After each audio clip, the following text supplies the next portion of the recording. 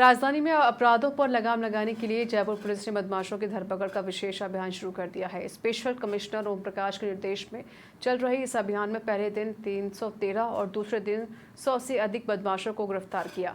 Special commissioner ने बताया है कि अभियान का उद्देश्य आम लोगों को परेशान करना नहीं, बल्कि सक्रिय अपराधियों पर कार्रवाई करना और उनके संपर्क में रहने वालों को चेतावनी देना है।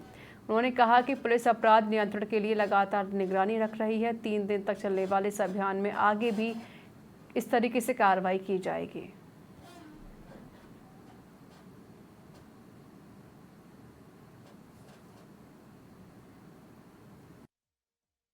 सक्रिय और हार्डकोर बदमाशों की धरपकड़ के लिए जयपुर पुलिस ने गुरुवार को एक बड़ा अभियान चलाया। सुबह 5 बजे ही जब कोई बदमाश नींद से उठता है, उससे पहले ही उनके ठिकानों पर दबिश दी और उनको हिरासत में लिया और उनकी गतिविधियों की जानकारी ली कि वो अभी क्या कर रहे हैं, क्या प्लानिंग कर रहे हैं।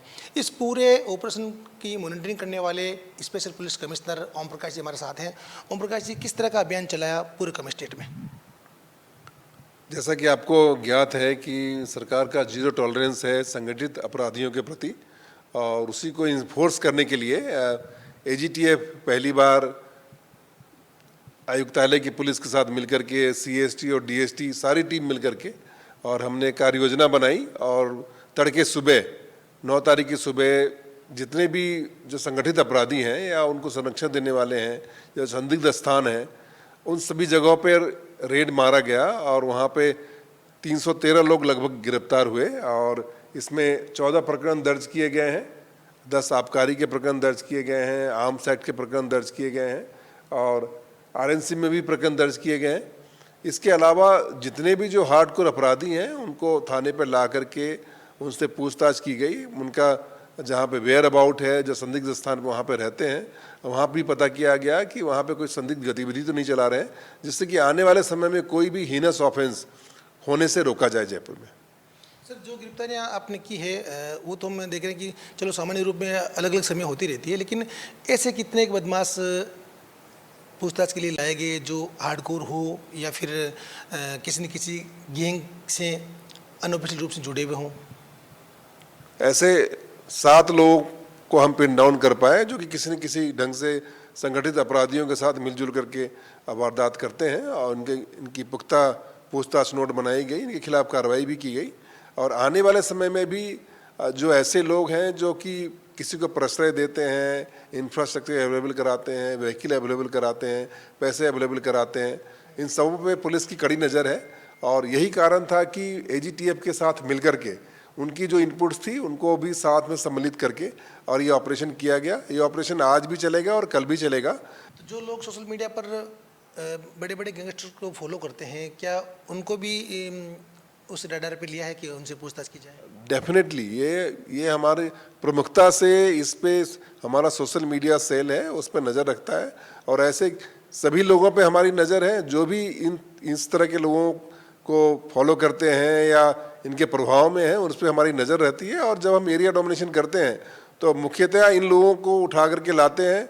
अगर माइनर होते हैं तो इनकी काउंसलिंग करते हैं और मेजर होते हैं तो अगर इन पर कोई प्रकरण दर्ज होना है या इनको पाबंद करना है उसकी कार्रवाई भी करते हैं। और कर दो कि सिर्फ किसी गैंगस्टर को या कोई और व्यक्ति है वो आपराधिक प्रवृत्ति का है या नहीं है, हो सकता है किसी को जानकारी नहीं हो और वो उसको फॉलो कर रहा होगा, तो ऐसे में क्या अपराध बनता है, किस तरह की कार्रवाई पुलिस उनके खिलाफ करती है? 2-3 तरह की बातें हैं। जिस तरह आज के बच्चे सोशल मीडिया के प्रभाव में आते हैं और उनको ये पता नहीं रहता है कि गैंगस्टर्स की जो समय अवधि होती है बहुत लिमिटेड होती है, उनके चकाचौंध में ये घुल मिल जाते हैं जिस कारण से उनको फॉलो करने लग जाते हैं। तो एक तो है कि अवेयरनेस करें, लोगों को बताएं कि इनके प्रभाव में ना आए, क्योंकि इनकी समय सीमा जो होती है वो बहुत लिमिटेड होती है, उसके बाद इनके जेल के सलाखों के पीछे ही जाना पड़ता है। दूसरा कि अगर इनके प्रभाव में आएंगे कोई प्रकरण दर्ज होगा इनके खिलाफ में तो आने वाले समय में कहीं पे इनको एम्प्लॉयमेंट नहीं मिलेगा, सरकारी नौकरी नहीं मिलेगी। और तीसरी कि हम गार्जियंस को भी सावचेत करते हैं कि आपके बच्चे जो हैं जो सोशल मीडिया पर कितने एक्टिव हैं, मोबाइल का दुरुपयोग कर रहे हैं या कोई नई गाड़ियां ले ली हैं जिसका इनके पास कोई कमाई का साधन नहीं है, तो उस पर नज़र रखें, जिससे कि आपके बच्चे जो किशोर वय में हैं जिनके बिगड़ने की संभावना ज़्यादा रहती है, तो इसलिए उस पर नज़र रखें और ऐसे गैंगस्टर्स के कब्जे में ना आए। आज कुछ लोग कल के घटना के बाद में कह भी रहे थे कि पुलिस आई, परेशान किया हमको, हम तो पढ़ाई कर रहे थे, हम तो यूएससी रह रहे थे।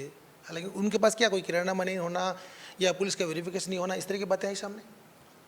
हमारा सिंपल सा कहना है कि पुलिस आम जनता की मदद के लिए है और हमारा हमेशा से ये उद्देश्य रहता है कि आम जनता के जीवन में सहूलियत आए और उनको अपराधी तत्व परेशान न करें, इसीलिए हम सारी कार्रवाई करते हैं। कभी भी मकसद नहीं होता लोगों को परेशान करने का। मैं फिर से कह रहा हूँ कि जब कोई भी व्यक्ति अगर आपके मकान में रह रहा है, उसके पुलिस वेरिफिकेशन करना अनिवार्य कर दिया गया है। इसके लिए आदेश भी जारी किए गए, तो इसकी पालना करें, ये आपके हित में ही है। कल को कोई ऐसा व्यक्ति है जो आकर के कोई क्राइम करता है और आपको पता नहीं है, तो आपकी जिम्मेदारी भी तय की जाएगी। अब वहाँ पर जिस उद्देश्य से पुलिसकर्मी उनको लेकर के आए और उनके खिलाफ क्या कार्रवाई हुई, उसकी पूरी संपूर्ण जानकारी मेरे पास नहीं है, बट डेफिनेटली हमारा उद्देश्य हमेशा से यही रहता है कि जनता को मिनिमम इनकन्वीनियंस हो और मैक्सिमम उनको रिलीफ मिले और पुलिस उनकी सखा या उनका फ्रेंड्स बन करके और कार्रवाई करे। सर, कल जिस तरह से 313 के आसपास लोगों को आपने दस्तयाब किया अलग अलग जगह से, और कुछ मुकदमे किए, आज कितना लग रहा है आंकड़ा कि यहाँ तक? अभी तक हमने लगभग 100 लोग अभी तक गिरफ्तार कर लिए हैं और उसमें से बहुत सारे लोग 170 BNS के तहत शांति भंग में भी गिरफ्तार किए गए हैं।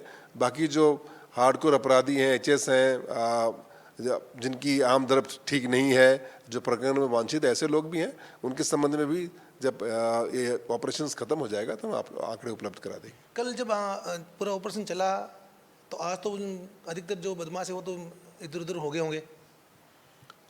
ये आपका मानना है, पुलिस का अपना तंत्र है और हम काफ़ी प्रोफेशनल पुलिस हैं।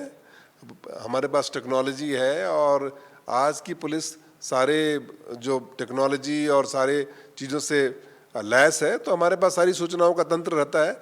इससे कोई फ़र्क नहीं पड़ता कि कल ऑपरेशन हुआ है तो आज ऑपरेशन नहीं होगा, क्योंकि हमारे करने का ढंग भी हर एक दिन बदलता रहता है। जिस ढंग से अपराधी अपना कोर्स ऑफ एक्शन बदलते हैं, पुलिस भी उसी हिसाब से अपने आप को पैनी नज़र रखती है और रणनीति बदलती है, तो इससे कोई फ़र्क नहीं पड़ता। हमारा यही उद्देश्य है कि आम जन में यह संदेश जाए कि पुलिस आपके साथ है, आपकी मदद के लिए है, और कोई भी आपके पास सूचना हो तो आप पुलिस के साथ शेयर करें, जिससे कि उन सारे संदिग्ध स्थानों पर संदिग्ध व्यक्तियों को हम वेरीफाई करें कि क्या कोई गंभीर अपराध कार्य तो नहीं करने वाले हैं, और अगर ऐसी कोई भी सूचना मिलती है तो उसमें हम इमीडिएट कार्रवाई करते हैं। बिल्कुल, भागने वाला चाहे तो भाग सकता है, लेकिन पुलिस उसको छोड़ेगी नहीं, ये इनका कहना है।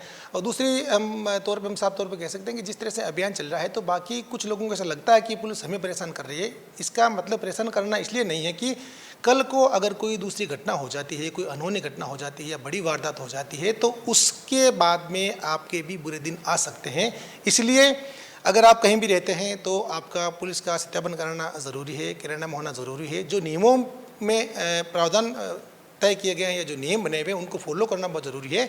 अगर इसका फॉलो करेंगे तो ये आपके हित में होने वाला है। कैमरा पर्सन विजय मिश्रा के साथ राम स्वरूप, समाचार प्लस।